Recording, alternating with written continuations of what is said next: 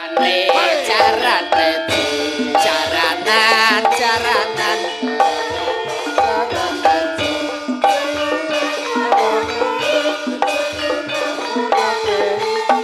cek no cek go lo jaranan carane carane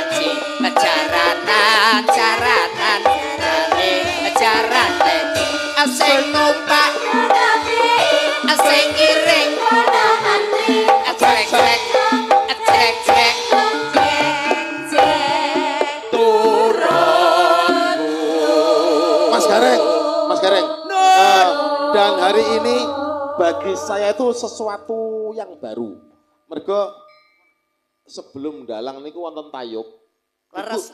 selama saya menjadi dalang wiwit tahun 2000 nggih. Betul. Lagi kali ini wonten. Emang itu sudah diagendakan tahunan dan sudah menjadi budaya tradisi Trenggalek. Nah, saya lihat tadi kan belum puas tayupane. Ya nanti setelah mbaknya ini beliau yang suka tayub nanti dinaikkan ke panggung. Saiki gitu. mawon. Saiki.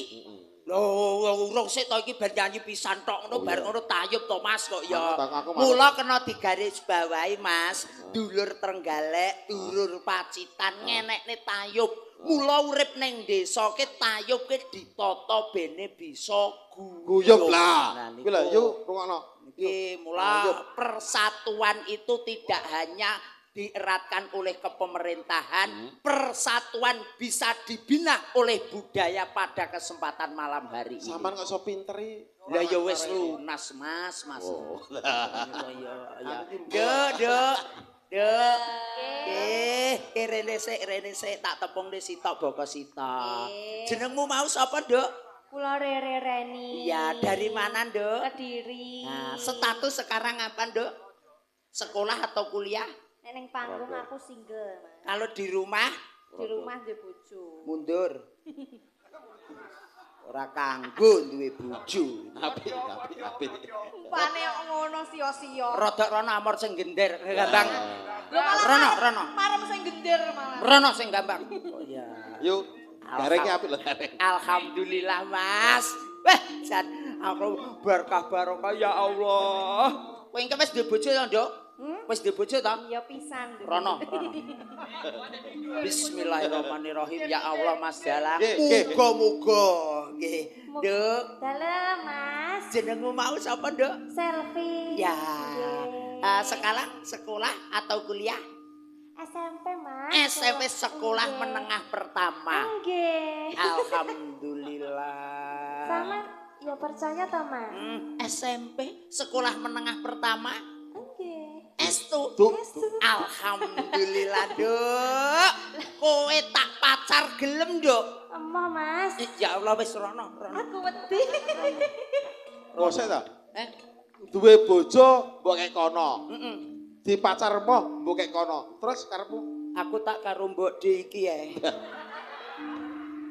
D, Mbok D, kowe mau wis gawa balsem apa urung? Wis gawa balsem apa anu presker? Nggih balsem nggih fresker niki. Lah ya ambune kaya PPO iki. Oh ngaten. Yo ngalah. Engko ya Bu ya. Nggih. Alhamdulillah ya. Aku ya pangga tak baleni teh kaya ngono ya iman-iman to Mas. Oh iya to? Ya. Oh, pangga. Asli saking pundi? Asli? Saking Dongko. Dongko Trenggalek. Nggih. Ya, yang satunya dari mana, Nduk? Mangrak krungu to, Mas. Urung.